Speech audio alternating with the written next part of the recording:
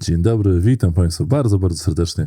Ja nazywam się Mateusz Szukajta, to jest Gamecast, podcast Biznes w grach. Z nami dzisiaj jest Maciej Dobrowolski, prezes, szefo Star Wars Industries, które tworzy nową grę bardzo fajną. Dziękuję Ci, Maćku, że jesteś Into the Fire. Witaj.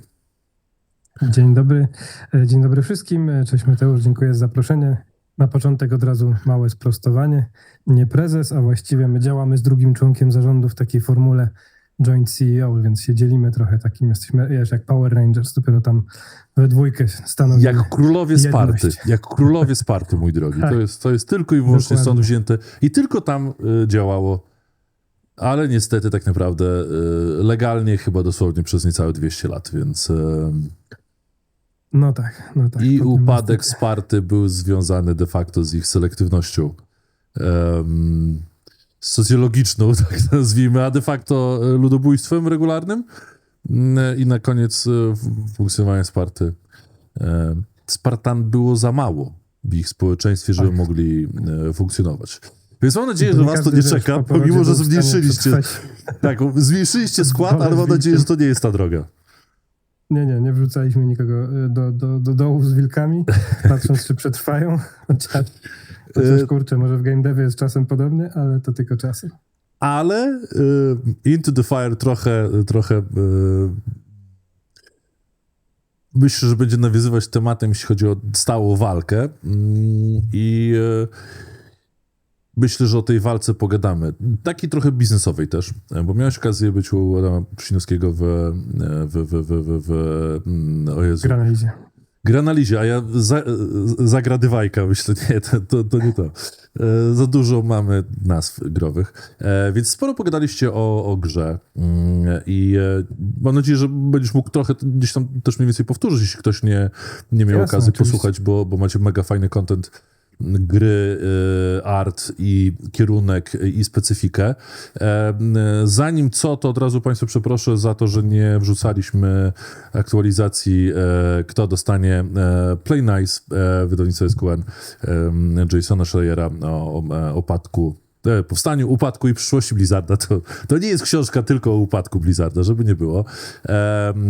Dzisiaj dla Maćka robię prezencik razem ze SQN-em i obok Blizzarda rozdamy też krew, pot i piksele, więc kto skomentuje coś fajnego, a potem Maciek wybierze, który komentarz jest najfajniejszy i zasługuje na książkę, więc będziemy, myślę, już gdzieś tam w komentarzach prosić o kontakt, ale tam chyba też mamy zaległe ze 3 książki do rozdania.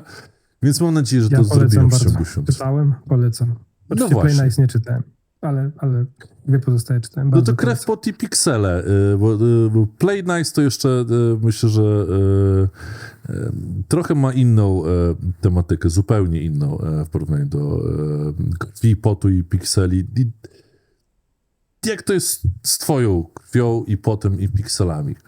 Bo każdy przychodzi ze swoim story, każdy swoje story opowiada i jesteś w tym segmencie indie / indie premium, tak? Jakby skalowo, rozpoznawalnościowo na pewno indie premium.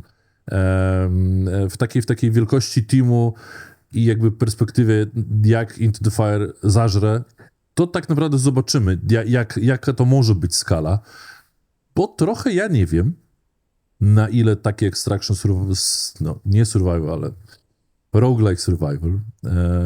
Na ile... właściwie. No to jest... No właśnie, to jest zupełnie oddzielny, duży temat, jakby chciałbym o tym bardzo porozmawiać, bo nie mieliście okazji tego aż tak strasznie chyba u Adama w Granalizie poruszyć, a myślę, że survivor jest tu... mi przynajmniej, automatycznie nachodzi jako pytanie. Ale najpierw krew, pot i piksele. Gdzie jesteś dzisiaj? Jako deweloper, jako twórca gier. Witamy Game Letter w komentarzach. Więc dzień dobry, witamy. Pytanie, jak duży, a to lecimy od razu z pytaniami, żeby na bieżąco to było. Jak duży wzrost zainteresowania nowym tytułem odnotowaliście po publicznym pokazie fragmentów z rozgrywki? Widać, że wishlista poszła mocno w górę, a jak wypadają inne metryki? Jeśli możesz, oczywiście. Tak, no myślę, że bardzo duży. To znaczy lepszy niż się spodziewaliśmy. Oczywiście my celowaliśmy w ten show bo wydawał nam się właśnie idealny, taki tak zwany no bullshit show, 45 minut czystych pokazów, i bardzo selektywnie podchodziliśmy, gdzie się chcemy pojawić. My wiedzieliśmy, że ten początek, ten start, wtedy kiedy gra nazywała się jeszcze Dante's Ring, on nie był idealny i widzieliśmy, że tam parę rzeczy nie zażarło, no ale to tak trochę w marketingu jest, że im szybciej się dowiesz, że coś źle czy nie tak może próbujesz komunikować, to tym lepiej, im szybciej się dowiesz, tym lepiej dla ciebie. Więc bardzo szybko zrobiliśmy ten taki pivot, zrobiliśmy testy w ogóle całe, stwierdziliśmy, dobra, ludzie nie bardzo czają nazwę, ludzie nie bardzo czają opis, jednak za mało pokazaliśmy, no więc robimy to takie przegrupowanie się, zmieniamy nazwę, zmieniamy opis, doprecyzowujemy ten gatunek no i szukaliśmy właśnie gdzie. No i patrzymy, dobra, no ten AAA Show rzeczywiście wygląda najlepiej, to była dopiero druga edycja, pierwsza była w zeszłym roku, bardzo dobrze im poszło. No więc się skontaktowaliśmy i mieliśmy to szczęście, że nas wzięli, bo wcale nie łatwo było się dostać, bo rozmawiałem z kilkoma tam zaprzyjaźnionymi studiami i im się, pomimo tego, że za to płacisz, to im się nie udało. I co, jesteśmy super zadowoleni. No ta oglądalność była bardzo dobra, ta wishlista, followersi nas bardzo cieszą, bardzo dobrze poszło. To jest w ogóle, słuchaj, lepszy bit marketingowy dla nas. My właściwie nie, poza płatnością za samo bycie na AAA, myśmy w ogóle tych materiałów w żaden inny sposób płatnie nie promowali. A mogę spytać ile? Zrobiliśmy... Słucham? Mogę spytać ile? Ile kosztowało? Zapłaciliśmy? Ile zapłaciliście za AAA? Wiesz co? Za show. Powiem ci, że nie wiem, czy chcę mówić, bo nie pamiętam, co było w umowie. Czy wolno nam mówić, czy nie wolno nam mówić po prostu, więc nie chciałbym... A możesz widełki strzelić? Czy widełki też są pod NDA-em? Nie wiem, w sumie. Znaczy, ja trochę nie wiem, czemu te takie rzeczy są... Naście koła. No okej, bo wiem, że takie kwoty były... To tak dla państwa, dla informacji, że to tanio. W porównaniu do Gamescomowego Opening Night Live Show, gdzie slot tam potrafi 80 000 euro kosztować, tak? A nie, na innych... to ułamek tego. Tak. Wiesz, no oczywiście dla nas to w dalszym ciągu nie są małe pieniądze w obecnym naszym stanie, natomiast myślę, że bardzo przyzwoite jak za to, co dostaliśmy w zamian. I tak, bo to jest dobre porównanie. Niezwyciężony w czerwcu w 2022 roku był na PC Gaming Show i my wtedy pokazywaliśmy taki pierwszy długi gameplay i jeszcze ogłaszaliśmy się, że podpisaliśmy się z bitami i jeszcze bici dokładali wszystkie swoje zasięgi wtedy i jeszcze to tam, wiesz, było podlewane na pewno i myśmy zrobili więcej, lepszy wynik o, nie wiem, kilkanaście procent teraz sami za ten ułamek kosztów, niż wtedy niezwyciężony zrobił. Więc my jesteśmy bardzo zadowoleni z tego, jak poszło. To takie, można powiedzieć, ponowne otwarcie. I tak, ja jestem bardzo zadowolony. Wiesz, to, że jesteśmy też numer jeden z wszystkich, jeśli chodzi, bo IGN potem postował trailery z AAA i jesteśmy numer jeden, nie? Mamy najwięcej wyświetleń z wszystkich trailerów, które poszły na całym AAA. To też mnie zaskoczyło, przecież były dużo większe gry niż my. Ale widać, że to się niesie. Widać, że ten pomysł, jak ludzie piszą, wiesz, pod YouTube'em naszym, że jest po prostu świeży, jest ciekawy, jest inny. Gdzieś tam jeden z pierwszych komentarzy to jest chyba, że się cieszą, że dev jest w stanie zrobić jeszcze coś oryginalnego w 2025 roku. Ja szczerze muszę I to nie młody dev, żeby nie było. Tak. Już nie młody, dokładnie. Jeszcze miesiąc i wiesz, i 9 dni i 40, także to już stary dev. Ale wiesz, ja to też nie jestem tutaj przede wszystkim główny, jeśli chodzi o produkcję, więc panowie dwóch najważniejszych u nas, można powiedzieć, dyrektorów, Wojtek Ostrycharz odpowiedzialny za art i w tym momencie game director i Daniel Betke, czyli szef produkcji i techu, no to są chłopaki jeszcze starsze ode mnie. Ale weterani branży, no jeden Techland, a drugi CDEP i Bluebird, także też mający za sobą, wiesz, duże fajne tytuły. Dobrze, kolejne pytanko od Gamelatera. Po ostatnim pokazie spodziewałem się jakiegoś założenia okienka premierowego dla wczesnego dostępu. Czy brak takiej zapowiedzi to potwierdzenie, że raczej nie zobaczymy Into the Fire w Q2? Wiesz co, no my cały czas podtrzymujemy to, że to jest 2025. No, myślę, że to zależy od bardzo wielu rzeczy. Produkcyjnie jesteśmy dosyć fajnie, że tak powiem, on track i te milestone'y oddajemy według tego, co sobie wewnętrznie ustaliliśmy. Natomiast tu dużo więcej wchodzi takich rzeczy, no już takie czysto marketingowe rzeczy. No, wiesz, wszyscy się przyglądają, kiedy to szczęsne, nieszczęsne GTA 6 na przykład będzie i będziemy się przesuwać względem tego też, żeby nas nie zjadło to po prostu. Tym bardziej, że Niezwyciężony miał takie ciężkie okienko premierowe i nie chciałbym tego powtarzać, nie? To tam był ten listopad i wiesz, to było, pamiętaj, to było że przy Invincible mieliście tego zbierania wishlisty chyba no dłużej, tak? No tutaj będziecie mieli niecały rok, Dłużej? tak? A w Invincible mieliście ile? 2 lata, tak? No to jakby, już nawet na Steamie, jak zobaczysz wasze staty, to followersów wam na SteamDB zaczyna od 3 kafli liczyć, tak? Żeście na samym day one to mieliście, tak? Tutaj to jakby no chwilę wam zabrało, żeby to zrobić i mniemam, że jakby no to myślę, że będzie mega ciężko wam zrobić znowu 60 000 followersów na Wiesz, myśmy na mieli Steamie, tak? na start mieliśmy 680 000 wishlist chyba w Niezwyciężonym. To była bardzo duża Czy wy nie liczba. chcieliście To oczywiście DLC było- zrobić do Invincible? Wiesz co? Kalkulowaliście to, czy po prostu jakby odepchnęliście, nie chcemy tego już robić? Wiesz co, były przez chwilę takie koncepcje, natomiast no, Niezwyciężony jakby sprzedaje się dobrze, jest tym powiedzmy, czy przyzwoicie, jest tym longsellerem. I przynajmniej na razie utrzymuje się to, więc robimy do niego cały czas małe dodatki, bundle sprzedażowe, promocje, wiadomo.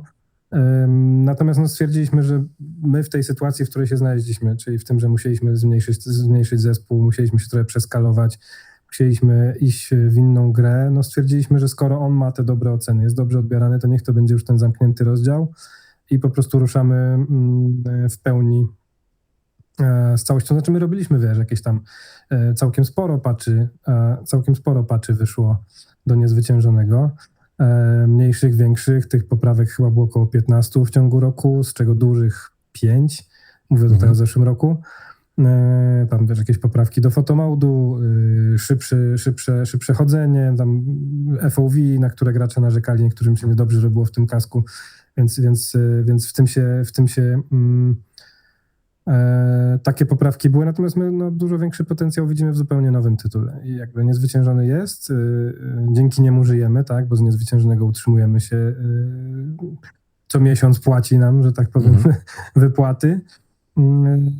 No ale wiesz, jeszcze jedna rzecz to jest oczywiście to, że własne IP, no to też nie ma opłaty licencyjnej. No my jednak cały czas się rozliczamy z, że tak powiem, LEM Estate za to, jak Niezwyciężony się sprzedaje. No więc jakby no dla nas pozytywny cash flow jest teraz bardzo istotny, no więc dążymy do tego, żeby jak najszybciej ten drugi tytuł wydać, żeby stanąć, wiesz, na 2 finansowych nogach. Z jednej strony Niezwyciężony, z drugiej strony Into the Fire, no i czujemy się wtedy pewniej po prostu. Powiedz sobie, w wywiadzie na analizie rzucałeś o tym, że dosyć mocno żeście zresearchowali tak marketingowo / business case'owo Into the Fire. Więc ja tak z czystej ciekawości pytam, czy żeście też tak zresearchowali Invincible, bo cały czas chyba każdy z twórców indie studiów mniejszych, większych, publisherów mniejszych, większych pyta o long tail. Gdzie jest punkt opłacalności, tak? Czy dla was zrobienie DLC-ka za, nie wiem, kolejny 1 milion czy 2 miliony złotych, tak?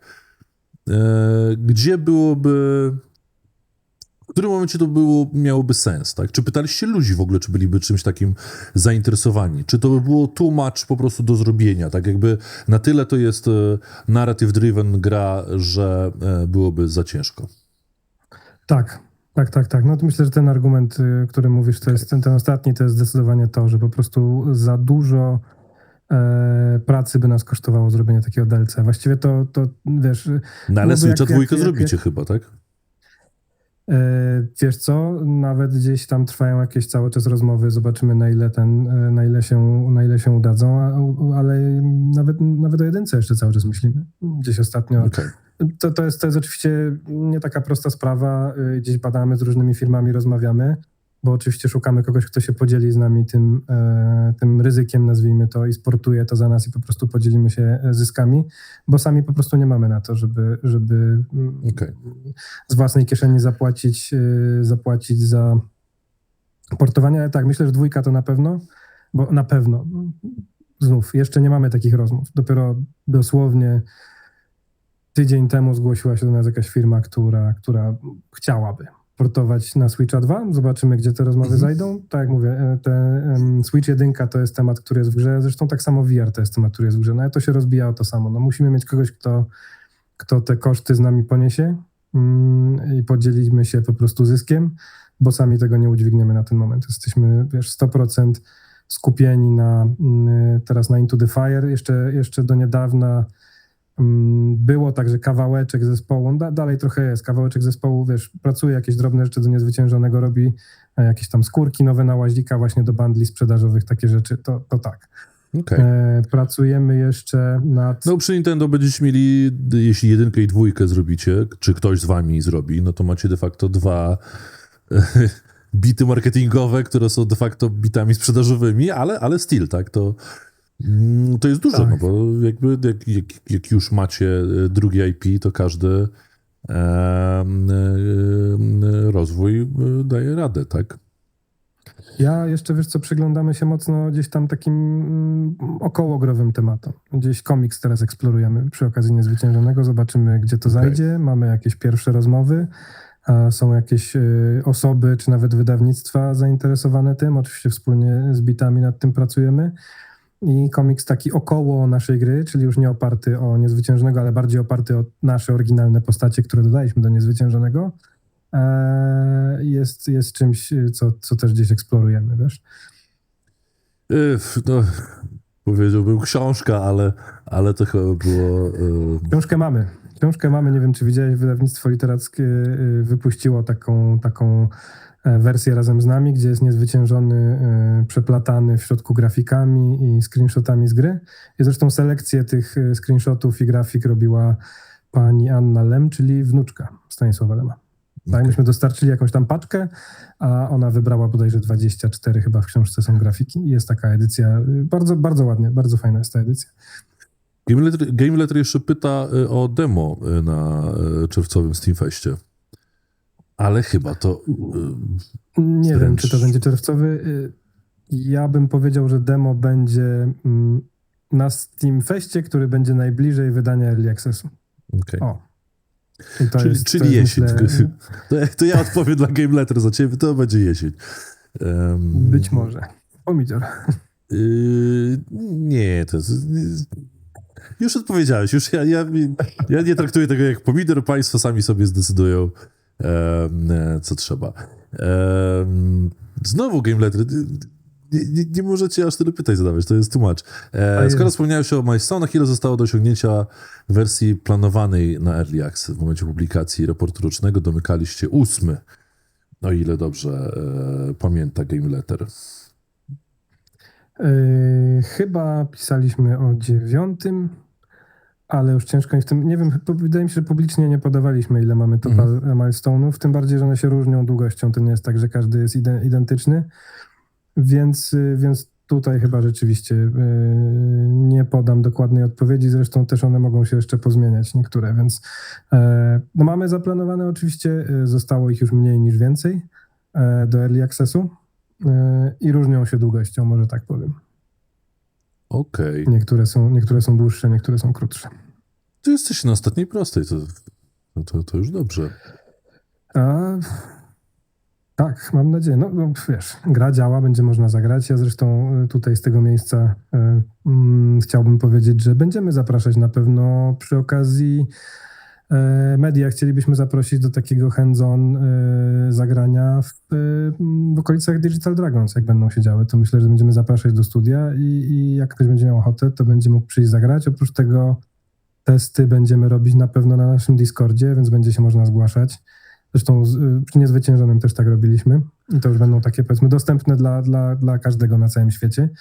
Tam będziemy mieli tych slotów jakoś nie wiadomo ile, no bo jest nas, jak zawsze ostatnio powtarzam, 14 osób, więc też musimy jakoś sobie poradzić z obsłużeniem tego.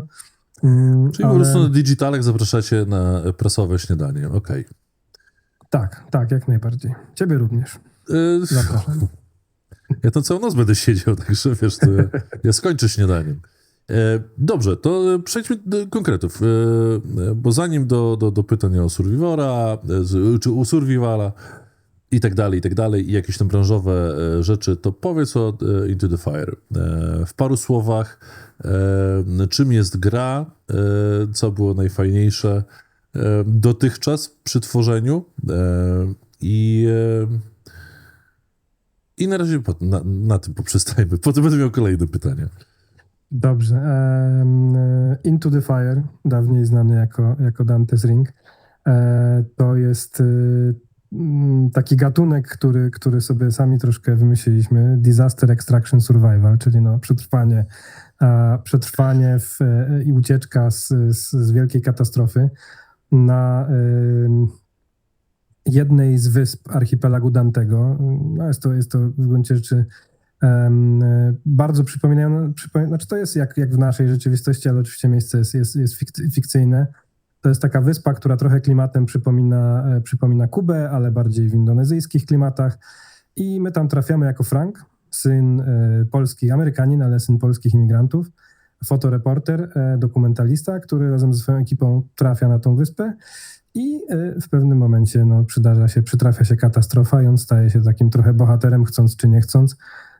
Frank jest takim trochę skrzyżowaniem Indiana Jonesa z Hanem Solo i jeszcze Ryszardem Kapuścińskim, bo chcemy te polskie echa gdzieś tam cały czas zachowywać. Czy ja mogę przerwać i poprosić, żeby polscy devowie, jak robią swój setting, który ma polskie smaki gdzieś tam, nazwijmy bohaterów jakimś trudnym imieniem.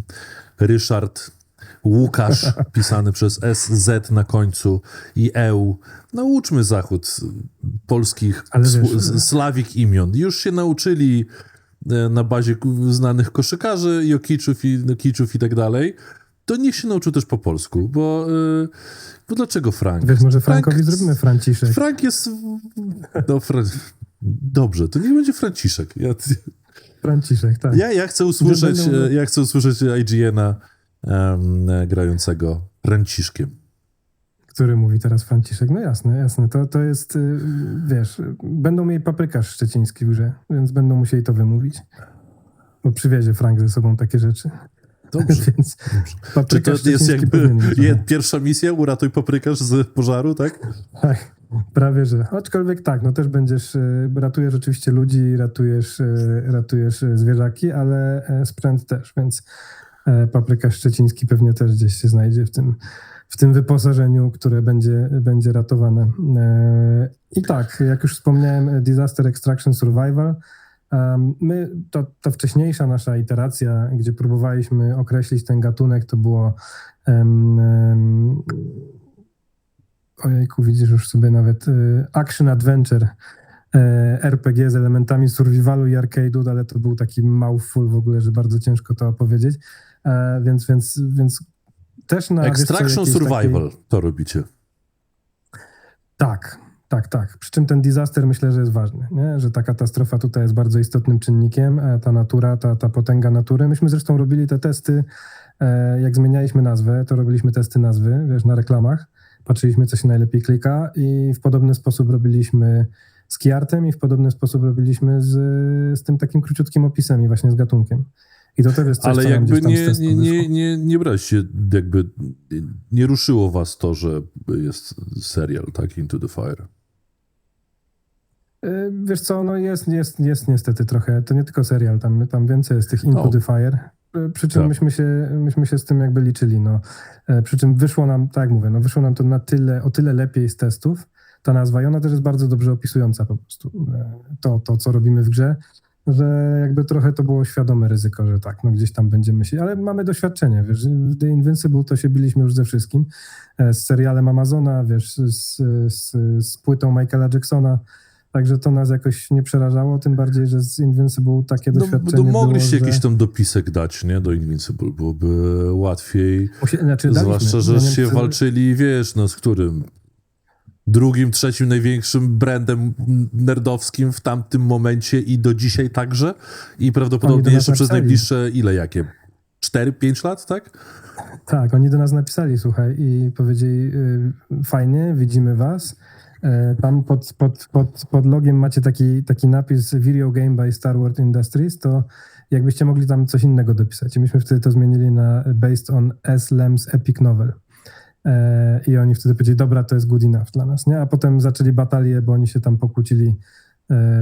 Twórca komiksu pokłócił się z Amazonem, kto ma robić grę teraz. I tam się zaczęli tłuc ze sobą, więc już wtedy, wiesz, to oko Saurona odjechało od nas i już nas zostawili w spokoju, także bardzo oczywiście odetchnęliśmy. Ale jeszcze jedno było po naszej stronie, że jednak Lem napisał książkę w 64, więc mamy trochę... Nie byłoby to aż takie proste im się do nas tak super doczepić, ale Tak. no.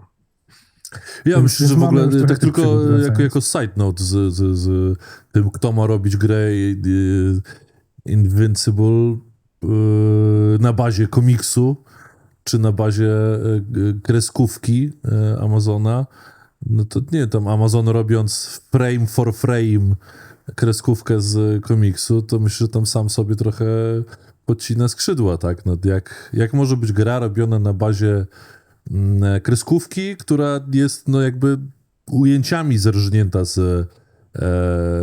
jak z jednej strony to niby dobrze, ale z drugiej strony no ktoś tu jest dawcą dzieła, a ktoś je przyjmuje, tak?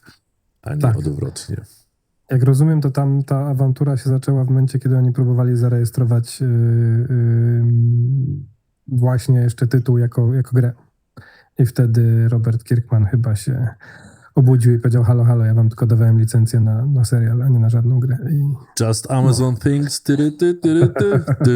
Tak jest. Zgadza się. Więc wracając do Into the Fire, tak? Trochę wspomniałeś o Skąd, tym... sorry, że ci mogę przerywać? Jasne. Mogę? Ja tak proszę lubię czasami. bardzo, śmiało. Czemu akurat ten setting? W sensie, ja rozumiem ogień. Jakby rozumiem i lubię ten styl retro, bo retro-punkowy ścigacz, tak to nazwijmy. Ale jednocześnie we współczesności, ale jednocześnie z potworkami. To wiesz co, takie 70., 80. Ale Tak, już dlaczego akurat to? Jakby po Invincible, po Niezwyciężonym, że się jakby zostali i okej, to jest nasz setting, bo to jest jakby jeden ciekawy punkt, a drugi, bo to takie trochę nie musi być koniecznie zrozumiałe dla wszystkich, nie? Skąd jakby przy hawajskim wulkanie jest no retro ścigacz z lat 60. Dobra, wiesz co, to myślę, że to jest ciekawy zlepek i skąd się to wzięło. Tak, po Niezwyciężonym, zaczynając tak trochę od początku, my wiedzieliśmy, że mamy rzeczy, które są fajne, mamy rzeczy, które się niosą i mamy rzeczy, nad którymi musimy popracować, tak? Czyli wiedzieliśmy, że mamy fajny art style, wiedzieliśmy, że mamy fajną muzykę. No narrację to trochę się ciężko chwalić, no bo jednak ta narracja oczywiście była dobrze zaadaptowana, no ale jednak była oparta no, o epickie dzieło, więc nie możemy w pełni tego na siebie brać. Ale czego nam brakowało? Czy brakowało nam oczywiście gameplayu, tak? I jakiegoś bardziej, że tak powiem, nośnego gatunku, bo Niezwyciężony ma się dobrze, ale ma się dobrze w swojej niszy, nie? Trafił do tych tam 10 gierek walking simów, które jak ktoś ma ochotę na tego typu grę, to sobie go po prostu kupi i to widzimy. Wiesz, razem z Ethanem Carterem, czy tam Ultimates of Edith Finch, czy no Firewatch oczywiście najlepszy z całej grupy, jak chodzi o sprzedaż przynajmniej. I tam sobie jest, i tam sobie dobrze radzi, ale wiedzieliśmy, że teraz no, musimy iść, żeby to się lepiej biznesowo spinało po prostu w inną stronę. I stąd ten taki research marketingowy bardzo szeroko zakrojony się zaczął się z jednej strony tak lorowo, klimatycznie, settingowo właśnie, a z drugiej strony no gameplayowo, to jaki my ten gameplay zrobimy, żeby było fajnie. I to lorowo, jak szukaliśmy z jednej strony, żebyśmy mogli dalej to nasze retro wykorzystywać, które jest jakimś takim naszym znakiem po Niezwyciężonym, rozpoznawalnym, wygląda fajnie i rzeczywiście ludzie to chwytają. Więc to jest ta jedna część, odpowiedź, dlaczego to retro dalej jest z nami. A Potem zaczęliśmy szukać takich właśnie nośnych tematów. No i ta siła natury jest bardzo nośnym tematem. Te wulkany to jest bardzo nośny temat, który jest coraz bardziej popularny. Jak zobaczysz na YouTube'a, nie wiem, na Xa, jakie wyświetlenia osiągają te wulkany, ile jest po prostu, jakie emocje budzą, no to jest, wydało nam się, idealnym tematem, a na to wszystko jeszcze się nałożyło, bo to trochę tak z dwóch stron, że Wojtek, czyli właśnie Wojtek Ostrycharz, czyli art director w Niezwyciężonym, a game director teraz w Into the Fire, po prostu oglądał na Netflixie jest Wulkan Miłości, bardzo podejrzana nazwa, ale dokument bardzo porządny, o małżeństwie wulkanologów francuskich, którzy no niesamowite rzeczy o tych wulkanach się dowiadywali, a niesamowite sceny są nakręcone przez nich, no i tam na końcu przypłacili to życiem. A więc to był jeden dokument, a drugi dokument to był Vernon Herzog. Tam jest Into the Inferno, się bodajże nazywa i jest chyba nie pamiętam, albo Disney, albo Amazon, na którym z tych dwóch jest do obejrzenia i tam z kolei jest ta część eksplorowana, którą my też tutaj mamy, bo zadałeś to pytanie, tam jest ta część bardzo pokazana, że zawsze wokół tych wulkanów się tworzy jakaś taka specyficzna, kultura i wierzenia. No i stąd trochę ta Indonezja, stąd te demony, stąd nam się pomysły na to wzięły. Swoją drogą na Twitterze teraz nam kompletnie wybuchła ta Indonezja. W sensie Indonezyjczycy bardzo podchwycili. Mamy tam jakiś jeden post, który po prostu w kółko mi tylko na telefonie wyskakują powiadomienia, że kolejne osoby go lubią, postują dalej i tak dalej. Jeszcze wyczaili, że odwrócona flaga Polski to jest flaga indonezyjska i jest jakaś wielka miłość tam powstała, więc będziemy to próbowali jakoś wykorzystać oczywiście. Poland Ball stara się od dobrych nastu lat przebić do Indonezji i dopiero jakoś to teraz dokładnie, więc zrobić. to jest jedna część, czyli ta część taka settingowa, stąd ta odpowiedź. No i właśnie, połączyło nam się trochę to z tym Ryszardem Kapuścińskim, którego akurat i Wojtek, i ja jesteśmy, ogromnymi fanami i bardzo lubimy książki. Chcieliśmy to włączyć, właśnie może podejść bardziej od tej strony. A ta druga część, czyli to taka mechaniczna bardziej, to my sobie stworzyliśmy taką, nie sami oczywiście, przy użyciu wielu materiałów, researchu, przy pomocy konsultantów polskich, ale nie tylko, ale jedną z osób, którą wiem, że mam pozwolenie, żeby używać i chwalić się tym, że z nią pracowaliśmy, to jest Marta Fijak i bardzo, zwłaszcza na tych początkowych etapach produkcji, bardzo, bardzo często się z Martą konsultowaliśmy.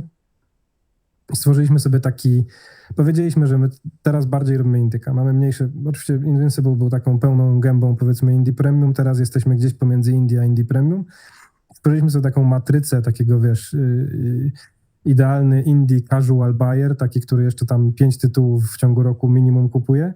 No i zaczęliśmy tworzyć po prostu czego te osoby szukają. Na szczęście jest trochę tych danych. Na GDC jest też bardzo fajna wykład był na ten temat i tam było bodajże 20 takich punktów, podpunktów, które ci tego typu gracze z podobną motywacją oczekują. No i nam udało się, nie wiem, z 80% myślę tych punktów odhaczyć. Znaczy tak próbowaliśmy i patrzyliśmy, czy to będzie pasować, bo wiadomo, że znowu jak zrobisz za dużo, no to nie pójdzie, będzie za bardzo rozwalony ten tytuł. Ale tu jakoś to wszystko zaczęło podczas, tego iterowania i tych prób, zaczęło wszystko tak ładnie klikać ze sobą, nie? I ten roguelite, że wychodzisz na te rany, na tym wulkanie i ratujesz tych ludzi i ta jedna część jest właśnie taka ograniczona czasowo, czyli bardziej akcyjna, gdzie ty wpadasz, znaczy musisz jakoś tam zaplanować sobie, przygotowujesz to, jaki będziesz brał ze sobą ekwipunek, a wsiadasz właśnie w te swoje retrosanki i docierasz na miejsce i tam już masz rzeczywiście, wiesz, że masz tą presję czasu i akcję i ta lawa i to wszystko się dzieje, a potem ta druga część spokojniejsza, gdzie w hubie sobie trochę tym zarządzasz sobie tymi ludźmi, których uratowałeś, zastanawiasz się.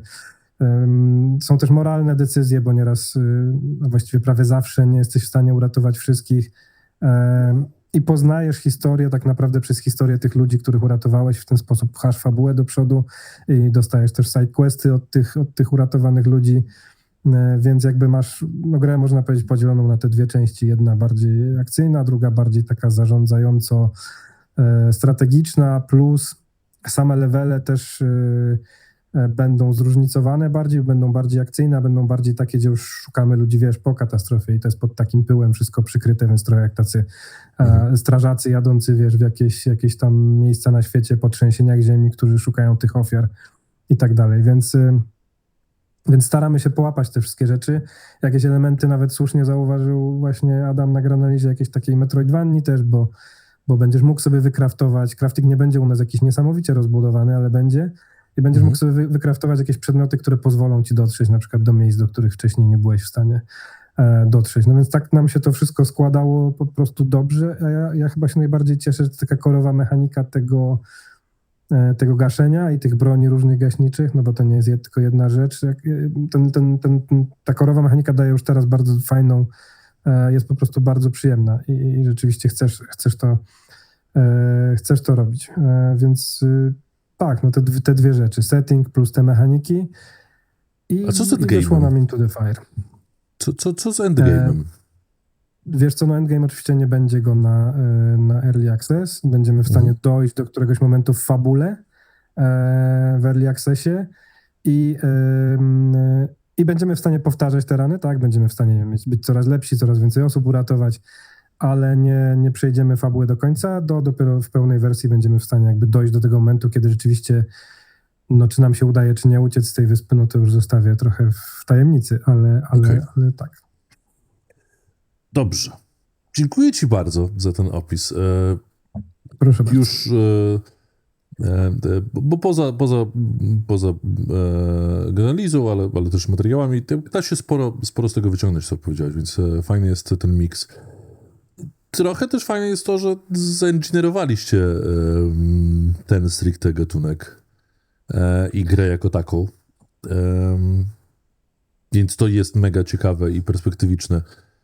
Ale jednocześnie też jest ciekawym głosem w takiej dyskusji, która się dzieje. Czy mamy robić grę, którą chcemy, czy taką, która się sprzeda? Bo w waszym wypadku chyba to jest bardziej te drugie, tak naprawdę, jak gdzieś tak się nad tym mocno zastanowić, co moim zdaniem nie jest złe, tak naprawdę wręcz w dzisiejszym świecie konieczne. Wiesz co, powiem ci tak, setting był czymś, co chcemy. My wiedzieliśmy, że chcemy coś z naturą robić.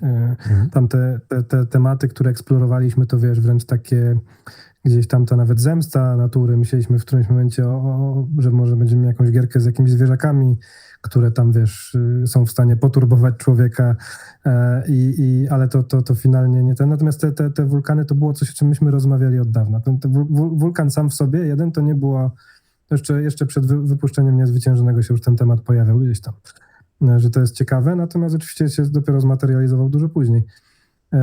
A co do mechanik, to trochę tak, tylko że my też chcieliśmy i też, wiesz co, my no po tym, jak musieliśmy zredukować zespół, no to zaczynaliśmy budować z powrotem od, powiedzmy, zespołu designu, tak? Więc tam szukaliśmy ludzi, którzy będą mieli zajawkę właśnie na bardziej rozwinięte mechanicznie gry.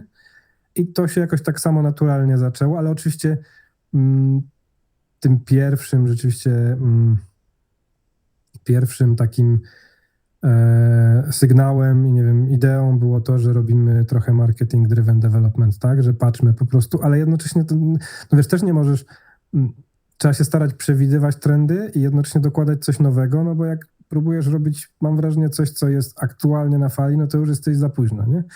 To już jak skończysz grę, to już możesz być po fali i jakby już będziesz w czymś, co, nie wiem, zanika i zaczynają się nowe rzeczy, więc no to jest oczywiście wielka siła, ale też wielkie gdzieś tam niebezpieczeństwo game devu, nie? Że trzeba próbować to zmieszać po prostu. Wiesz, te survivale na przykład to jest coś, co ludzie wieszczą zmierzch survivalu od nie wiadomo kiedy, bo już ich tyle jest, a jakoś cały czas są, nie? Czy ty widziałeś statystyki nowego RuneScape'a, mój drogi? Grałem w niego wczoraj.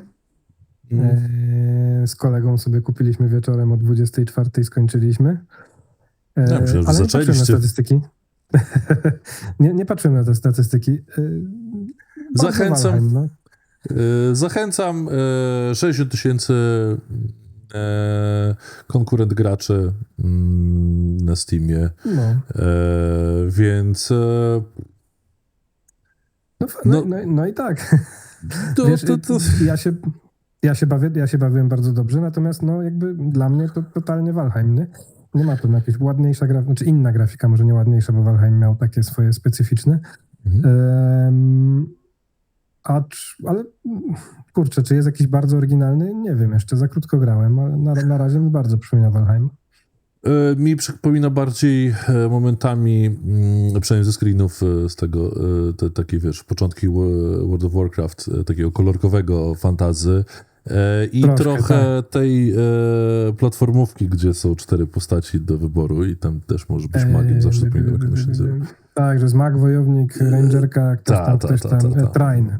Dokładnie, Train. Więc jakby to ma taki bardzo słodki styl i wręcz myślę, że jest na to miejsce, bo jest dużo mrocznych survivali, a to jest to. Więc tam te 60 000, jeśli będą je bić jakoś tam do przodu, no to ja myślę, że dla nich chyba bardziej chodziło o odświeżenie RuneScape'a i tutaj... Tu jest, wiesz co, to jest super? Ten RuneScape'owy, bo ja nie jestem jakoś super zaznajomiony z oryginalnym RuneScape'em, ale jak mówił mi kolega, nikt nie jest, już nie ma tych, którzy są zaznajomieni. To wiesz co, stara gra. tam jest fajne to, że masz te runy i one mają specjalne właściwości, masz takie czary, więc masz na przykład, możesz sobie wyczarować siekierę, którą rzucasz w drzewo i ona ci automatycznie ścina. A możesz po prostu iść z siekierą i wyścinać. Tak, no więc albo tam, że możesz skakać wysoko i możesz sobie łatwiej sobie budujesz, bo gdzieś wyżej wyskoczysz. Albo, że tak, do budowania jest specjalny czar, gdzie w ogóle wychodzisz z siebie i możesz sobie, wiesz, latać w kółko tego domku, który budujesz i to ci ułatwia. No więc to jest taki fajny spin-off gdzieś i ciekawy.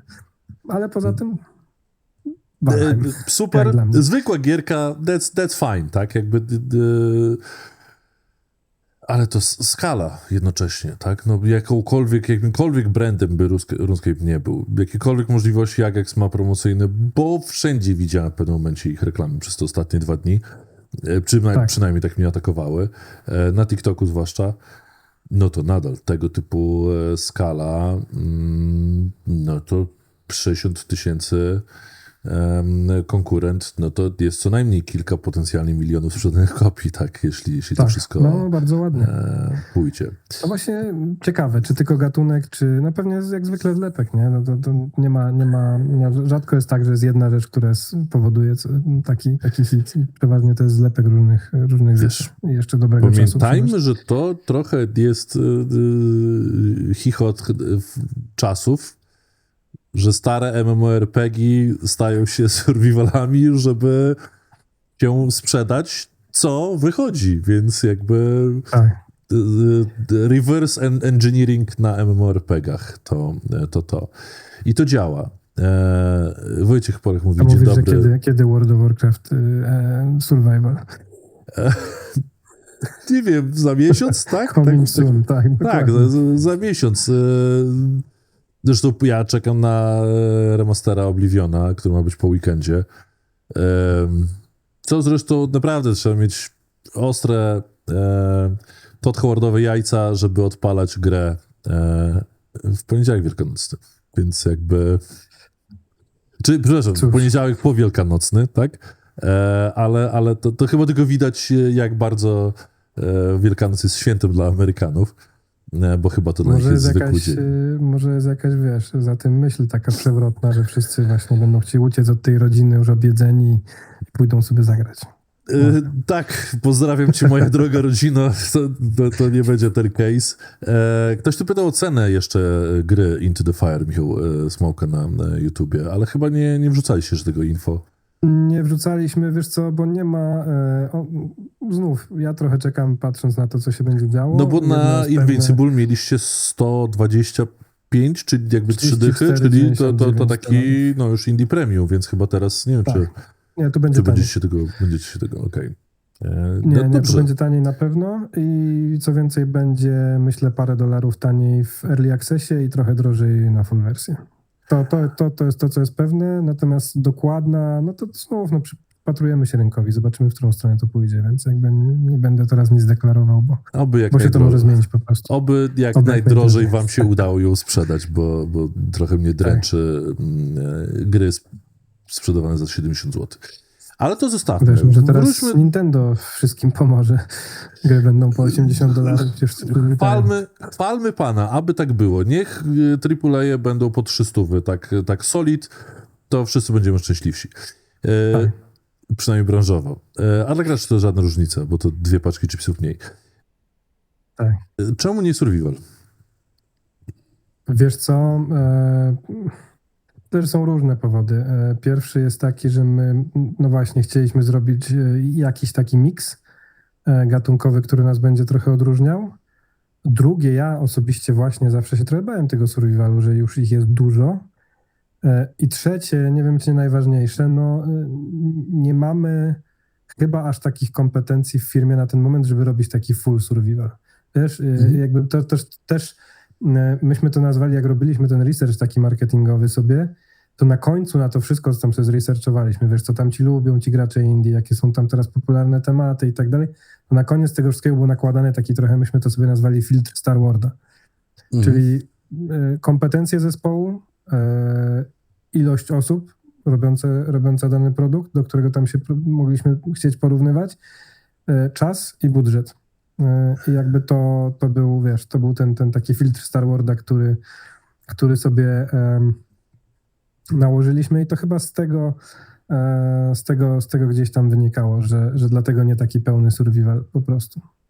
Z tych dobra, wszystkich powodów. ale jednocześnie, czy się nie boicie, mówiłeś o filtrze, swojej własnej klątwy? W sensie robiliście Invincible, który ludzie pomimo jasnych komunikatów, tak, oczekiwali prawie że strzelanki, a dostali Walking Sima bo tak można mieć takie wrażenie przy Into the Fire, patrząc na kartę.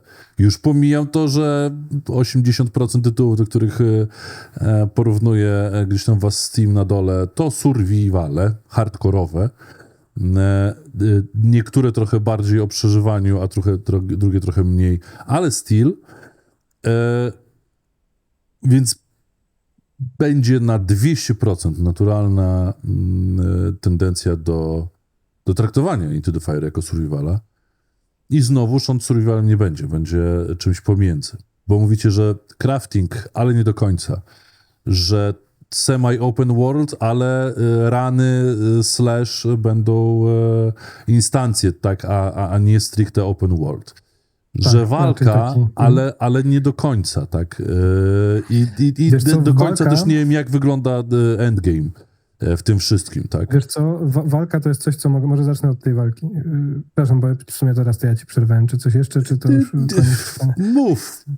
Dobra, Mówmy, wiesz co, póki krew nie leci, to mów. Jedziemy. Walka to jest coś, co mogę już teraz otwarcie powiedzieć, że będzie jej... Bo my po prostu staramy się tą komunikację po kolei prowadzić. Znaczy pierwsza rzecz, która my w tej komunikacji będziemy się starali bardzo jasno mówić, jakie są elementy survivalu, tak żeby jak najmniejsze było być może to zaskoczenie, że to nie jest full wypasiony, chociaż tak naprawdę to oczywiście te elementy survivalu też nie są małe, żeby było jasne. No ale właśnie takiego otwartego świata nie ma, on co najwyżej będzie taki półotwarty. I teraz to, co chciałem powiedzieć o tym, że ta walka to jest coś, co będzie w kolejnej komunikacji coraz bardziej ujawniane, ponieważ tych demonów, z którymi będziemy walczyć, będzie przede wszystkim więcej, będą różne rodzaje. Te bronie będą, też ich będzie więcej. To było jedno z takich założeń, że my robimy grę, która w jakiś sposób, te bronie są znane graczom, to znaczy będzie coś a la pistolet, coś a la shotgun, coś a la jakiś tam machine gun, granatnik i tak dalej, natomiast one będą służyć w pierwszej wersji do ratowania życia, czyli nie wiem, wchodzisz do pomieszczenia, płonie wszystko, ludzie też być może płoną i tym shotgunem jesteś w stanie takim rozbryzgiem ich uleczyć, ale jednocześnie to, co ratuje ludzi, będzie też gasić, czyli tak naprawdę zabijać te demony, tak? Bo to są takie ogniki, które się... Te demony będziesz musiał w jakiś sposób ścigać i ubijać, bo one jak ci ucieknie, to on ci zapali, nie wiem, dalszy kawałek planszy, coś ci będzie dalej podpalał i będzie tam mieszał, a ty będziesz starał się okiełznać tą katastrofę, a one ci będą tym utrudniać. Więc tak, no, ale odpowiadając jeszcze na pierwsze pytanie, no bardzo będziemy się starać dobrze komunikować, żeby nie dochodziło do tego, co gdzieś tam w Niezwyciężonym oczywiście doszło. Znaczy ja mam wrażenie, że my w Niezwyciężonym też dosyć dobrze to komunikowaliśmy już później, natomiast na początku rzeczywiście było dosyć niejasno, przy czym mi też Wiesz, ja przyszedłem do Niezwyciężonego, jak już ten pomysł właściwie był gotowy i taki trochę set in stone i tam już nie było miejsca na zmianę. To było wiadomo, że to będzie tego typu gra. No i ja, jak przychodziłem do firmy na stanowisko marketing managera, no to moim zadaniem było ją po prostu dobrze zmarketować i sprzedać, tak? A nie wprowadzać jeszcze do niej zmiany. No tutaj z Into the Fire już wychodziłem z zupełnie innej pozycji, kogoś, kto miał, wiesz, o wiele większy wpływ na to, jak ta produkcja wygląda i miał dużo więcej do powiedzenia. Tam miałem sytuację zastaną, z którą sobie musiałem poradzić najlepiej, jak potrafiłem. Oczywiście potem zostałem zaproszony, powiedzmy, do bycia w zarządzie, ale to też już było za późno na zmiany takie fundamentalne w grze. Gra już miała swoje i taka miała być i jak widać jest okej, tak? Ma bardzo dobre oceny. Taka była na nią wizja i taka została dowieziona. Tu mam wrażenie, my przede wszystkim też celujemy w bardziej casualowego gracza, a nie w hardkorowego gracza survivali. To jest chyba najważniejsza rzecz, którą może chciałbym przekazać, nie? Że my na pewno nie idziemy do hardkorowych graczy survivali, tylko raczej do graczy bardziej casualowych, ale staramy się to trochę połączyć. Z jednej strony te rany są krótkie, więc czy to będzie finalnie na ten moment to jest 15 minut, czy to będzie, że run ma 15 minut, jeszcze zobaczymy, bo to cały czas jakieś iteracje są. Na ten moment to są 15-minutowe runy i możesz sobie wejść do gry i zrobić sobie jeden run, bo masz tylko tyle czasu.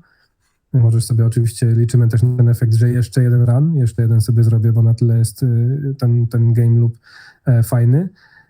A możesz sobie wejść na dłużej i też zrobić tą całą część związaną z hubem, gdzie sobie tam będziesz tym zarządzał. Więc jakby staramy się trochę to połapać. Wiadomo, tu trzeba bardzo uważać i cały czas sprawdzać i testować, żeby po prostu się nie rozjechać we wszystkie strony i być takim byle jakim wtedy trochę, nie? Mhm. Więc tak, więc to nam z tego wychodzi. Okej. No dobrze. A czy was nie... Znaczy, już trochę tych elementów survivalowych macie, nie? Jakby czy was też nie korci, żeby gdzieś... Jak wyjdzie dobrze Early Access, to full wersję zrobić trochę bardziej survivalową niż roguelike'owego, instancjowego? Nie powiem nie, bo taka też trochę idea za Early Accessem. Dla nas Early Access jest ważny z dwóch powodów. Pierwszy oczywiście jest finansowy, tak już mówiłem. My chcemy jak najszybciej stanąć na dwóch finansowych nogach. Stąd Early Access jest dosyć szybką, że tak powiem, przepustką do tego, a z drugiej strony mi osobiście, ale wiem, że też całemu teamowi, podoba się idea Early Accessu, gdzie gracze mogą się wypowiadać. I jeśli my zobaczymy, że to dobrze idzie w tą stronę i dobrze żre, to nie widzę powodu, dla którego nie moglibyśmy chcieć iść w tą stronę i trochę bardziej to rozwinąć. Jak najbardziej. Jeśli to będzie to miejsce, w które nasze community będzie chciało położyć większy nacisk, myślę, że jest to niewykluczone wtedy. Okej. Dobrze, to bardzo, bardzo ciekawe też podejście, tak, bo ja też trochę dlatego dopytywałem o DLC do Niezwyciężonego, tak? Gdzieś tam mi by się marzyło, że dodajecie coś DLC-kiem, który nie jest dodatkową fabułą, ale jest dodatkowym gameplay loopem. Właśnie w Niezwyciężonym to jest trochę kiepskie. W Niezwyciężonym to jest, znaczy nie kiepskie, tylko ciężkie. I chodzi o jakby realny koszt tego. Ja myślę, że każde wytworzenie, Niezwyciężony był dużo bardziej, tak jak Into the Fire jest dużo bardziej systemowy, tak Niezwyciężony był dużo bardziej customowy i po prostu każde dorobienie czegoś do niego to jest dużo pracy po prostu. Już nie mówiąc o wiosach, które, wiesz, trzeba nagrywać od nowa. Zresztą, wiesz, w dalszym ciągu chodzę i tam próbuję wywalczyć, gdzie mogę, to żeby może skądś pozyskać pieniądze na polskie wiosy. I cały czas się gdzieś odbijam w różnych rządowych agencjach. Przeważnie jest bardzo dobry początek rozmowy, że tak, bardzo chętnie, tutaj zobaczę, co mogę zrobić. Różne osoby mi mówią, i jakby nie wątpię, że mają dobre intencje, a potem w jakiś sposób to się gdzieś rozmywa, to się nie udaje, a przy czym to nie są duże pieniądze, bo to jest... To pewnie już trochę się zdezaktualizowała ta wycena, którą mam, ale mamy gotowe... Nie zdradzę nazwisk, bo oczywiście tu nic jeszcze nie jest klepnięte, ale mamy, wiesz, znaną polską aktorkę, znanego polskiego aktora, mamy policzoną wycenę, były castingi, to jest w granicach 200 000 złotych, ten polski WIOS, więc to nie są jakieś duże pieniądze. One się pewnie biznesowo nie zwrócą, tak? Pewnie nie sprzeda się tych polskich kopii o tyle więcej przez polski VIO. No, ale Chociaż trochę ja bym życzył sobie, żeby ktoś kiedyś policzył, na ile polski VIO pomaga na giełdzie, tak? To chyba ten angle. Tak, to jest ciekawe. Znaczy my wychodzimy z dwóch założeń. Pierwsze jest takie, że obiecywaliśmy wtedy, kiedy jeszcze oczywiście mieliśmy nadzieję, że będzie lepsza sprzedaż, że będzie nas na to stać, żeby dołożyć tego VIOS-a po premierze, a drugie to jest to, że jak gdzieś tam uważamy, że no ten po prostu LEM zasługuje na to, żeby to było po polsku najzwyczajniej w świecie. I dlatego też ja uderzam do tych różnych instytucji kultury, które mogłyby chcieć takie coś sfinansować. Być może moglibyśmy, może nie cała gra, ale może jakiś jej fragment mógłby być podobnie jak This War of Mine udostępniony, to już tam Ministerstwo Edukacji. No, tych rozmów jest ileś, one nie przyniosły jeszcze nic, ale gdzieś cały czas trwają i jak gdzie mogę, no to o tym wspominam, dlatego też wspominam tu u ciebie, bo może ktoś nas słucha albo będzie słuchał, a może jakiś filantrop stwierdzi. Tak, właśnie Krzysiek z Gamelettera właśnie już miałem do czego wracać pytania. Krzysiek, bo on pytał wcześniej nie wspomniałem tego pytania czy są jakieś dodatkowe opcje finansowania bieżącej działalności na horyzoncie inwestor, wydawca, deal z platform holderem. I tu tak właśnie chciałem tego podbić, bo to ta sama tematyka. Czy nad czymś takim się gdzieś tam zastanawiacie jeszcze, czy po prostu czekać na sukces? Tak, to znaczy na ten moment jesteśmy... Pierwszym naszym planem jest self-publish. Bardzo poważnie pod uwagę bierzemy i nawet wczoraj mieliśmy rozmowę wydawcę, ale na Azję, czyli wydawca chiński, japoński. Tam byśmy chcieli oddać to wydawcy, bo nie czujemy się mocni. Na Europę, na Stany myślę, że sobie poradzimy. Tym bardziej, że my mamy ten mini, ale jakiś tam zespół marketingu swój własny mamy, w miarę myślę prężnie działający. Natomiast nie wykluczamy tego, że być może wydawca, jeśli przyjdzie z jakąś, absurdalnie dobrą ofertą, no to dlaczego nie? Albo jeszcze jakiś inwestor, taki deal platformowy, na przykład jakiś konsolowy, why not, nie? Jakby był fajny i znów dobrze poskładany, to bardzo chętnie, ale to są rzeczy, które są cały czas otwarte. Natomiast w takim bazowym, pierwszym planie self-publish na pewno. Jeśli wydawca, jeśli byłby z jakimś naprawdę dobrym dealem dla nas i takim, który też nas nie wywróci, nie? I nie będziemy mieli problemu jakiegoś tam powodu rekupu albo czegoś. Więc tutaj bardzo, bardzo jakby ostrożnie do tego podchodzimy. No, myślę, że będziecie mieli taką specjalizację, czy jakby... Przynajmniej tak to wygląda dzisiaj, że z Artstylem trzymacie się tego retro, tego Atomic Punka, tak to nazwijmy. Czy myślisz, że to jest dobry kierunek na, nie wiem, kolejną dekadę? Wiesz co, no myślę, że nam się on bardzo ładnie sprawdził i ta nostalgia gdzieś w nas jest, jak sami przed chwilą mówiliśmy, gdzieś tam ten powrót do tych odświeżania nowych gier. Mi się wydaje, że to retro trochę to łączy ze sobą, znaczy odświeżania starych gier w nowych jakichś odsłonach. I myślę, że to retro pozwala trochę też do tego nawiązywać. Jest taka jeszcze ważna część tego Into the Fire, o której nie powiedziałem, że my tam w tym całym miksie dołączyliśmy jeszcze taką nostalgię. Tam staramy się dorzucać takich, filmy katastroficzne lata 90., 2000, bo też gdzieś tam sobie zbadaliśmy, że ta nostalgia w ludziach jest. Te filmy się fajnie oglądały i no zresztą pierwsza nazwa nawet, nie? Dante's Ring była gdzieś tam jakoś do Dante's Peak nawiązująca. My w kampanii będziemy na przykład używać zwrotu, który był na plakacie w Dante's Peak. Tam było Exploding Soon i jakby strasznie mi się to spodobało i po prostu weźmiemy to sobie, bo pasuje idealnie. Więc tak, ja myślę, że to retro w jakichś różnych formach, no bo jednak to retro się trochę różni. To retro futurystyczne, które mieliśmy przy okazji Niezwyciężonego, jednak jest trochę inne od tego retro, które mamy tutaj, bo jest takie dużo bliższe nam już. To są bardziej 70., 80., plus jakieś tam różne dziwne wynalazki, bo bardzo dużo z tego, co wiem, chłopaki poświęcają czasu na research, na przykład jakichś takich gazet lat 70., 80. dla podróżników i wynalazców, nie? I tam stąd tam jakaś pierwsza dziwna koncepcja, to one, jakbyś zobaczył, to w ogóle nie przypominają tego, jak wyglądają teraz, ale gdzieś tam pierwsza idea tych sań w ogóle właśnie z jakiejś takiej gazetki się wzięła. Czyli polskiego Atomic Hearta może kiedyś i zrobicie? Czy Atomic Hearta? To nie wiem. Myślę, że coś lepszego niż polskiego Atomic Hearta. Nie wiem też, czy będziemy wracać do FPP, wiesz? TPP nam się bardzo podoba. Bardzo to jest takie odświeżające dla zespołu, bo byli już trochę zmęczeni tym FPP po niezwyciężonym.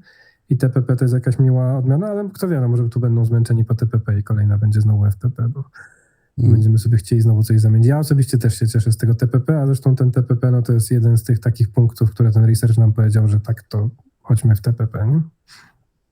Choć wiadomo, to nigdy nie są. To, czy to będzie ta forma Atomic Hearta, czy innego polskiego Bioshocka, czy coś pomiędzy, czy to będzie jednak TPP Survival, Polish Atomic Heart, to już jest chyba nie aż tak ważne. Ale to jest ciekawy segment, to w co celujecie i gdzie jesteście, bo jeśli już teraz widzicie plus na Into the Fire, to znaczy, że jest na tym trakcja, tak to nazwijmy. Jest trakcja, jest coś, czego wiesz, ta świeżość, o której ludzie mówią, to nie jest coś, co ja sam w pierwszym momencie wyłapywałem. Znaczy ja chyba byłem zbyt już taki, wiesz, w to zaangażowany, żeby to podchwycić, ale jak ludzie zaczęli mówić i tych komentarzy, jak sobie zobaczysz tam na YouTube, jest całkiem sporo, że ludzie postrzegają to jako coś świeżego i nowego. I ja muszę przyznać, to jest taka rzecz, która mnie trochę zaskoczyła, ale to mówię, to już chyba to, że ja jestem zbajasowany i po prostu za dużo już siedzę w tym głową, więc dla mnie to nie ma takiego wydźwięku, a widzę, że ewidentnie taki na zewnątrz taki łapie. I super mnie to cieszy oczywiście. No zauważ, że regularnie wyskakuje jakiś tam, niech będzie shooter, tak, który nie jest stricte super spoliszowany 3D, tylko jakieś tam kwadraty, tak, to było ostatnio. Ten też shooter cyberpunkowy, który wyszedł, czy tam pokazał się w weekend, tak, już kurczę, teraz nie pamiętam, ale jakby... chyba, też nie pamiętam nazwy, ale co ci chodzi. Tak, bo to Metal Eden wychodził, no wcześniej Maraton, no to bardziej o Maraton mi chodziło, tak, ale jest tego trochę, tak, de facto jest w produkcji jest kilka, jak nie kilkanaście shooterów cyberpunkowych globalnie i każdy z jakimś tam swoim artowym uptake'iem, więc... Dla nas ta stylizowana grafika jest, wiesz, no z jednej strony jest ułatwieniem, bo oczywiście jest w jakiś sposób tańsza w wytworzeniu niż fotorealizm, a z drugiej strony no jest czymś, co nadaje nam ten taki wyjątkowy sznyt, no bo rzeczywiście ta kreska Wojtka i Sebastiana Spuszki, jeszcze teraz naszego obecnego art directora, który też pracował razem z Wojtkiem przy Niezwyciężonym, no jest w jakiś sposób unikatowa i ludzie to chwytają, więc z obu stron jest to dla nas... i jeszcze nam wyszło w tych naszych badaniach marketingowych, że stylizowany art style, no to jest coś, co ludzie zdecydowanie chcą w tego typu produkcjach oglądać. I jeszcze z kolejnej strony te gry się mniej starzeją, tak, jak są stylizowane, tak? Jak wiadomo, jak jest coś takie bardzo realistyczne, to już dużo szybciej widać upływ czasu po takiej grze. A takie stylizowane gry się po prostu dużo dłużej trzymają. Dla mnie, wiesz co, też już mówiłem o tym kiedyś, Dredge jest takim bardzo fajnym przykładem takiej sprytnie zrobionej gry. Ja pamiętam w twoim wywiadzie z Hacym mówiłeś o tym, czy on mówił o tym, czy razem mówiliście o tym takim sustainable game dev, tak? Tak. I mi się ta idea bardzo podoba i ja bardzo bym chciał, żebyśmy to po prostu eksplorowali dalej jako branża. Jak sprytnie, fajnie robić gry, no bo trochę ten przerost... To znaczy, wiesz, dla Łukasza to jest spoko, bo to jego chleb powszedni, tak? I on już tam jest. Dzisiaj wystartować z kołdewowym teamem i go skutecznie sprzedawać, to jest orka na ugorze. Tak? Sprzedać 15-20 osobowy team, który jest w stanie, tak jak sam po sobie widzisz, tak, jest w stanie dowieść bardzo solidną grę. Myślę, że jest równie trudno, jak znaleźć kontrakt na 80 osób czysto i prawie double-A-owy projekt, tak? Więc No pewnie tak. to Pewnie jest tak, problem no. rynkowy, ale no to już na to jakby nie ma jednego prostego rozwiązania. Niemniej wy tak naprawdę w ten utrzymywalny game dev się wpisujecie z tym, co robicie i w dużej mierze też dzięki temu, że ten fragment retroartowy troszeczkę, żeście na nim swój kawałek tortu czy jakiejś swojej własnej podłogi, jak to było w piosence, Tak, żeście to- wykroili. I to to jest zdecydowanie, no super. i- To jest ta część, która moim zdaniem w takiej bieżącej komentary o was, czy o różnych historiach growych nie wybrzmiał, bo nie każde studio ma takie story, taki fragment, a wy macie, on jest bardzo, bardzo stabilny, bardzo perspektywiczny też, bo jakby nie ma tam przesytu strasznego tego typu tytułów, a jak dodajecie do tego poza retro swój własny narzut jakby, nie kalkę, ale warstwę jakby artystyczną do tego, no to macie 2 checkboxy odznaczone. Więc to jest bardzo fajne. Dziękuję. Bardzo Tak, nas to cieszy jakby też. mnie fascynuje to, że trochę trzeba też się w wasze story zagłębić, żeby gdzieś tam poznać to drugie i trzecie dno. A jednocześnie jesteście na jakimś takim fajnym miejscu. Trudnym historycznie, ale jednak fajnym na przyszłość, bo tego typu gier i tego typu teamów i inwestorzy, i publisherzy ostatecznie szukają, i gracze dokładnie tego szukają. Nie szukają jakiejś tam kolejnej gry. No chyba, że do RuneScape, więc jakby tutaj masa robi swoje. Jesteśmy Ale w takim miejscu, że tak, ale standardowy gracze myślę, że szuka tego, co u was, tak? No ja jakby nie wiem, w nowych Commandosów remastera zagrałem, jakby that's not it, tak? Tam czegoś brakuje w tej grze. Zgadzam się. No już pomijam bugi, nie? To jest jakby, czy bugi A mi jakby, chyba no, 4 razy wywaliło na samym początku, jak próbowałem odpalić z Game Passa. to jest stary skandal. Czuję twój ból. Ale No, dla mnie to jest... to jest skandal. Największa gra taktyczna w ogóle w historii gier, będąca na największej platformie streamingowo-abonamentowej na świecie, on day one, i nie można normalnie przejść samouczka, Tak. bo Commandos nie reaguje na twoje miałem problemy. ruchy. To jest niesamowite. Jak to gdzieś przeszło przez appruvale i tak dalej, przez QA, tak? Jak tego typu gra mogła wyjść i ktoś ją w ogóle przycisnął przycisk publish, Nie, bo nie wyobrażam sobie, że nie wiedzieli. musiał świadomie ominąć setki raportów QA-owych, tak? Bo to nie jest przypadkowe. tak, też to nie wierzę. I to jeszcze jak wiesz, no ta gra nie wygląda, znaczy oczywiście, no wiesz, to jest gdzieś tam w jakiś sposób moje dzieciństwo, ten oryginalny Commandos. On nie jest aż tak odświeżony, nie? Prawda? Tam nie jest aż taka różnica, żeby tam się wszystko mogło aż tak sypać, więc ja w ogóle nie rozumiem tego. Znaczy, wiesz, no ale Jagged jest Alliance trójka dużo lepiej wygląda i taki ma feeling świeższy, tak? Takiej faktycznej nowej gry. Tak. Commandosie wygląda, jakby to było Commandos 3,5, tak, powiedzmy, gdzieś tam, czy A jak jakkolwiek już liczysz, Game no. Pass i jak już retro, to mi powiedz, jak ci się Atomfall podoba. Wiesz co, nie miałem okazji, ale no, bo ja kończę Ashlandy w Valheimie, więc jakby nie mam czasu na nic innego, a jestem tuż przed ostatnim bossem, więc trochę nie miałem czasu. Tych komandosów tak przy okazji odpaliłem, a tak to fokusuję rozumiem. się, bo no. Ciekawe, taki Fallout właśnie z takim troszkę innym retro, no bo tamten oryginalny Fallout też miał retro, ale takie amerykańskie, a ten ma takie brytyjskie bardziej i mi się w to ciekawie gra. Pewnie nie skończę nigdy, bo ja to ostatnio rzadko którą grę kończę, ale ciekawie mi się gra. Wiesz, fakt, że też miał sporą kampanię promocyjną, tak? Bo było go widać w bardzo wielu miejscach. I jak na Rebellion, to teoretycznie to nie jest te 2000 recenzji na Steamie, to nie jest dużo. To wydaje Tak, się, że no ta gra przy tym powinna Game być Pass większa. pewnie, Ta, ale- ta, ta gra powinna więcej mieć na Steamie, ale nie wiem, czym to jest spowodowane, bo mówię, nie miałem okazji wejść w niego, ale to trochę też dlatego, no ile co tydzień wychodzi survivali, tak?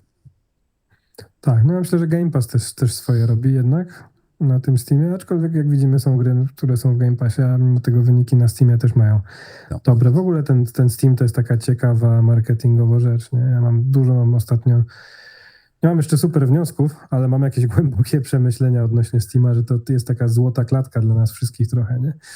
Z Trochę jednej strony tak. daje super możliwości, a z drugiej strony nas trzyma w tym marketingowo nas trzyma bardzo, dając nam bardzo skąpe narzędzia, nie? I popatrz, jak zaczynają rzeczy działać, dają dema zaczynają działać, nagle na kolejnym Next Festie masz 3000 dem i przestają działać, tak? I szukasz kolejne rzeczy, ale wewnątrz tego, co ci Steam udostępni, bo trochę na zewnątrz już nic nie ma, nie? Wiadomo, są konsole, jeszcze są jakieś pomniejsze rzeczy, no ale jednak ten Steam to jest największy zarobek. Więc nie wiem jeszcze, gdzie mnie te przemyślenia zaniosą, ale mam ostatnio dużo myślę na temat tego, jak Mogą ten Steam tylko nam- i wyłącznie na Goga, tak? Albo do Xbox Passa, więc jakby to tylko jedyne dwa kierunki. To jeszcze można zrobić poza, wiesz, bo ja jakby przychodzę trochę, ja w game Mobilkę. devie, pomimo tego, że w grach siedzę od małego i tu nie widać, ale nade mną jest 100 planszówek i to autentycznie mam przeszło 100 planszówek i mam, wiesz, i mam Switcha, i mam Xboxa, i mam PS-a, i mam na kaloryferze Steam Deck. No ale widzisz, ale gram na wszystkim. Imperial Glory nie zamówiłeś, no. A tuś zamówił i czeka, aż przyjdzie planszóweczka, ale to dopiero może w lipcu przyjdzie. Tak. Ale to tylko ja. No, Bo drodzy. ja aż takim planszówkowcem hardkorowym nie jestem, ale tak, polecam zawsze. I słuchaj, i ja przychodzę z tego marketingu bardzo różnego, bo i wiesz, i w Stanach pracowałem w AT&T, bo parę lat w Stanach mieszkałem, no to wiesz, top, jedna z największych firm na świecie, potem jakaś już w Polsce w jakiejś niemieckiej korporacji, potem różne agencje reklamowe. Więc ja widzę, jak my bardzo jako gry, ile mamy jeszcze narzędzi, których nie używamy, a inne branże używają. Oczywiście jest to ciężkie, bo znów właśnie Steam, który tych narzędzi nie zawsze dopuszcza, no nie wiem, sama analityka na Steamie jest bardzo kulejąca i ja tak cały czas mam gdzieś w głowie, że gdzieś tam za rogiem jest jakiś jeszcze genialny pomysł, jak trochę wyjść spoza tego i spróbować coś ekstra. No sam masz na pewno, wiesz, no sam na pewno cały czas też się zastanawiasz, tak? No, jako agencja reklamowa też na pewno macie kółko o tym myślicie, nie? Co jeszcze można, jak jeszcze można, czym tu jeszcze spróbować, wyróżnij się albo zgiń, no po prostu w tym naszym marketingu. Rynkowo, gdyby Google albo Netflix, albo bardziej Amazon zechciały wejść w ten rynek Steam PC sales, tak? Bo Netflix tam nie jest, Amazon nie wiadomo, no Google sparzył się na Stadii, więc to. Więc musiałby ktoś wejść jeszcze duży, bo już Xboxowi raczej nie będzie się chciało bardziej, poza tym, co już robią. Epicowi chyba również. No a GOG niestety z całym szacunkiem nie będzie miał nigdy takich możliwości finansowych. Znaczy miałby, gdyby CDEP zrobił Cyberpunka online i sprzedali 20 milionów czy 30 milionów kopii Cyberpunka online i on by generował takie przychody, że dla CDEP-u byłoby sens wejść na giełdę w Londynie i zgarnąć z niej 4 miliardy dolarów po to, żeby GOGa rozepchać, bo to jest kwestia setek milionów dolarów, żeby to miało sens. Ale na dzisiaj dopóki, bo tylko Netflix, No wiesz co, Amazon i Google, tak. Jeszcze się zastanawiam cały czas jako może już nie taki duży jak kiedyś, ale jakiś tam mini fan Apple'a, którego lubię, tak czysto użytkowo. Czy gram na PC-cie, ale pracuję na Macu. Wiesz co, zastanawiam się, no bo oni próbują, tylko oni tak nieśmiało, tak trochę krok do przodu, 2 kroki do tyłu i nie wiem, gdzie to ich zaprowadzi. Gdzieś tam wiem, że są jakieś plotki, że się zastanawiają, nie wiem ile w tym prawdy, żeby otworzyć osobny store taki z grami, bo teraz to mają jako część tego swojego App Store'u, a jako osobny z grami, no być może to jest jakaś dla nich, może to może być coś świeżego, nie wiem. Wiem, że jest parę studiów, z którymi rozmawiałem, na GDC głównie, które dostały bardzo fajne finansowanie od Apple'a i wręcz jedno, które dostało takie full finansowanie i jakby sfinansowali im całkowicie grę i wszystko i potem im pozwolili iść na inne platformy, tylko tam przez jakiś krótki czas musieli być ekskluzywni dla Apple'a.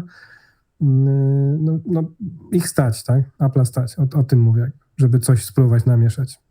Jak im Tak, to tylko wyjdzie, no, wiesz, Apple ma teraz, będzie miał przez ładnych parę, jak nie na paręnaście miesięcy problemy globalne w kwestii taryf trumpowych. I tam cokolwiek, jakikolwiek ambitny dyrektor od gamingu chciałby zrobić własny store, to i tak przepadnie, bo na sam koniec dnia wszystko, tak. Apple jest przede wszystkim hardware'owym producentem, tak? Jakby wiadomo, że prawdziwe pieniądze zarabiają na digitalu, ale to still, tak?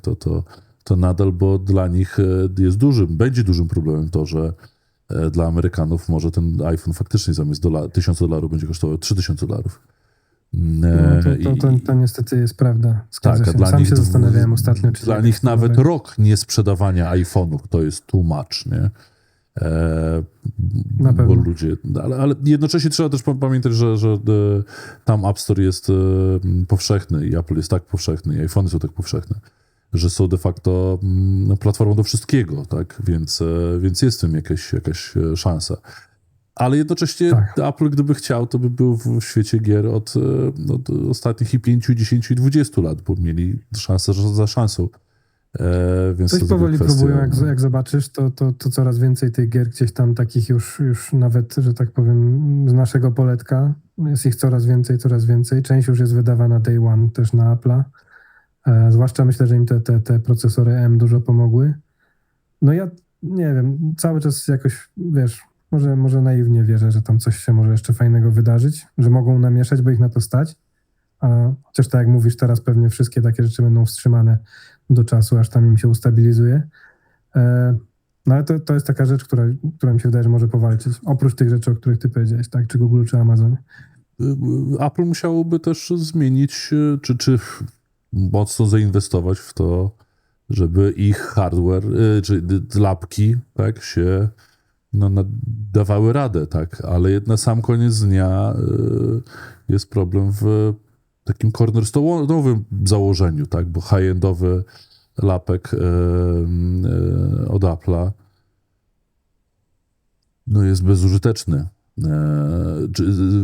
Wydajnościowo, teoretycznie przy większości gier, tak. Znaczy trzeba super high-endowego wziąć, więc jakby to się nie kalkuluje, bo na sam koniec dnia gracze w 90% są dziećmi i nigdy nie będą miały laptopa za $5000, bo nie dzieje się to w Stanach, więc jeśli na najbogatszym rynku na świecie to się nie dzieje, to się nie będzie działo nigdzie, więc tutaj jest pierwsze, że gracz nie jest oryginalnym odbiorcą Apple'a,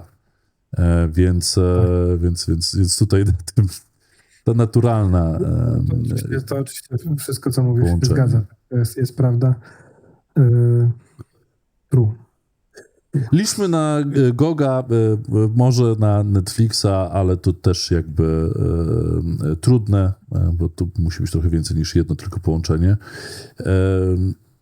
Czy może nawet bardziej Amazonowi będzie zależało niż Netflixowi, bo chyba Amazon bardziej idzie jednak wychodzą te seriale powiązane i teraz Amazon jest bardziej nerdowskim centrum wszechświata niż ktokolwiek inny, tak, więc pomimo jakby Last of Us, ale to już jakby to wspominałem gdzieś tam, że... Takie sprytne połączenie teraz mogę zrobić, bo na Amazonie, nie wiem czy jest całość jest na Crunchyrollu, a na Amazonie jest pierwszy sezon na pewno Fire Force. Ja słuchaj, jak oglądałem tego AAA Initiative, to nie wiedziałem, o co chodzi. Ludzie pisali Latom w komentarzach. I sobie sprawdziłem, że czy właściwie dobry kolega mi powiedział. Czy mi właśnie zgasła kamerka? Ja myślę, że jeszcze trochę to nic nam nie będzie działać. Mi krew poleciała, tobie kamerka. Po ciemku. Ja dopowiem jeszcze szybko po ciemku, zaraz ją spróbuję szybko reanimować. Że jest bardzo popularna manga, której teraz wychodził równo z z AAA trzeci sezon o właśnie takim Fire Force'ie, który walczy z ognistymi demonami. I się okazało, że ludzie w ogóle znaleźli jakieś tam połączenia, o których my w ogóle nie pomyśleliśmy. I bardzo ciekawie nam to gdzieś tam, myślę, że zażarło też. I ja będę przyglądał się bardzo intensywnie tej mandze. Być może, nie wiem, jakaś współpraca z nimi byłaby fajna. Gdybyś to udało powiązać, to pewnie byłoby to jakiś taki money shot po prostu. Tak. I ale to manga, czy jakby cały japoński świat animacji jest jeszcze w nim bardzo dużo potencjału dla nas, ludzi zachodu, powiedzmy, do odkrycia. Pomimo tego, że funkcjonuje w szerokiej skali, to nadal jest to ograniczenie. Słuchaj, nie wiem, czy zdążysz, bo już i tak chyba trochę żeśmy sobie przyciągnęli, ale coś tam się może uda z tą kamerką. Wiesz co, chyba się włączył. Jest. O, jesteś. Super. Dobra. To Nie wiem, ile potrwa, bo chyba się tu przegrzał. Pożegnamy się i na sam koniec odcinka to wybuchnie kamera, mi wybuchnie nos i będzie To był super. bardzo dobry odcinek. Tak, ja też uwielbiam po prostu się zalać krwią na odcinku, ale to... Przepraszam, nie o to mi chodziło. To, wiesz, powinieneś brać to jako komplement i tego się trzymać. Dziękuję ci bardzo za cały intensywny, pełen przygód i zwrotów akcji odcinek. Tak jest. Ja bardzo dziękuję za zaproszenie i dziękuję za dobrego oglądanie. życzę na kolejnej przyszłej drodze życia. Nie wiem, powiedzmy, w trakcie twojego drugiego związku małżeńskiego growego, tak? Z drugą nogą inwestycyjną i w portfolio. Może wyjdzie wam jakoś tam survival z tego, a jeśli nawet nie, to będę z ciekawością oglądał to, jak wam się uda trochę de facto stworzyć nowy gatunek gry, tak? Troszeczkę? Kto wie? Nie chciałbym być aż taki, wiesz, hop do przodu, ale... Ja myślę, że absolutnie nie ma żadnego powodu, żebyście tego nie zrobili i nie forsowali tego, że robić coś swojego, nowego i autorskiego. Bo to też jest część story. Więc powodzenia w trakcie budowania tego story, z czegoś swojego nowego. Into the Fire, trzymamy kciuki i słyszymy się gdzieś tam w przyszłości, więc powodzonka. Tak jest. Najpóźniej pewnie na Digital Dragons się widzimy, znając życie. Na śniadanku prasowym. Dzięki za zaproszenie, bardzo dziękuję wszystkim za oglądanie. Polecam nas śledzić oczywiście na naszych przeróżnych socialach, Into the Fire i zapisywać się na testy na Discordzie. Tak jest, polecam. Star Warda. Dziękuję, wesołych świąt Państwu życzę i słyszymy się Dzięki. po świętach. Dzięki bardzo, trzymajcie się. Cześć.